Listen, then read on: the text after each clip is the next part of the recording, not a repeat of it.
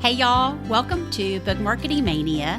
I'm Kim, a book marketing strategist for Christian authors, and I'm so thrilled you're here to learn how to grow your author platform, market your book on podcast, and steward your message in a way that honors God and your time. So today, I thought we needed to take a moment to get real. I know we've talked a lot in the past episodes about using social media to build relationships with your target readers, podcast hosts you might be pitching, and fellow authors you might want to collaborate with. But I hear from so many of you that have a love-hate relationship with social media. I get it. I'm the same way. Some of you may not be on social at all these days, and you're finding other ways to connect and build relationships with your target readers and fellow authors online. And if that's you, let me know what's working because I'm dying to know.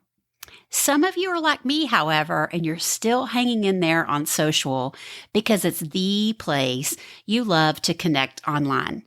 And since we're being real, maybe you two are just now figuring out how to post reels.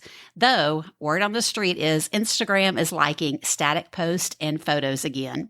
Oh goodness, y'all, the social media struggle is real. We scroll and like. We scroll and comment. We scroll and roll our eyes.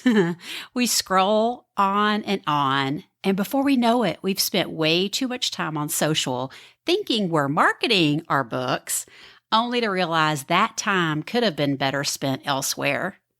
And I hear from so many of you that there's never enough time to build and nurture relationships, not with your target readers, not with podcast hosts you want to pitch to be their guest, and not with fellow authors you might want to collaborate with. If only we could market our God-given messages without it taking all of our time, right? That got me thinking about how we're spending our time on social.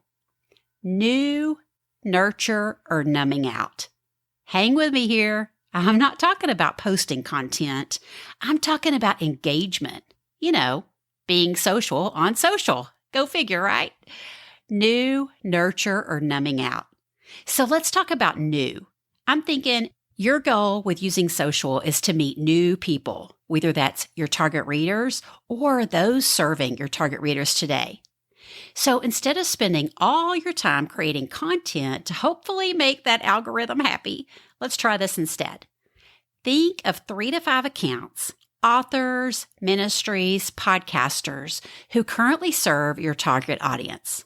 Spend just a few minutes a day leaving genuine comments on their feed and like or reply to some of the other people following and commenting as well. New to you people will notice. New, nurture, or numbing out. Now let's talk about nurture. Your goal with using social is to nurture existing relationships with your followers and those that are serving your target readers today. Again, instead of spending all your time creating content to make that algorithm happy, let's try this instead. Click on your list of followers and pick a few to engage with on their accounts by liking, commenting, and sharing their post. Remember, you're in marketing mode now, so skip your friends. Don't engage with their post, unless, of course, they're your target readers or they're serving them today. People you are nurturing will notice. New, nurture, or numbing out. So let's talk about numbing out. Your goal for using social is to take a mental break and escape. I mean, come on, y'all. We all do this, right? I do it so much. And when that new feature came out to show us how many times we're picking up our phones and our time on social, yikes, I turned that off so fast. Okay, if you also numb out on social like me, let's try this. Be honest.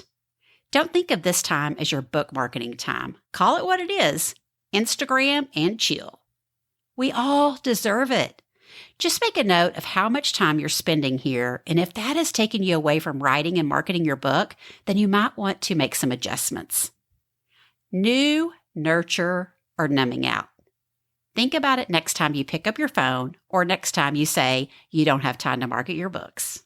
Just something to think about, y'all. And stay tuned. I have some really great guest episodes coming up to talk about limiting writing distractions, evaluating what's working and what's not, and marketing your book off of social and more. Be sure to click follow on Book Marketing Mania in your podcast player so you don't miss an episode. And if you're loving what you're hearing here on the show, I would be so grateful if you left a review.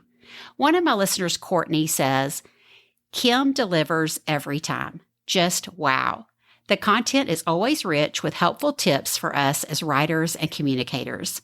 I look forward to each episode. Thanks, Courtney, and thanks to you for tuning in today. See you next time. And as always, I'll be there for you to help you market your book one podcast at a time.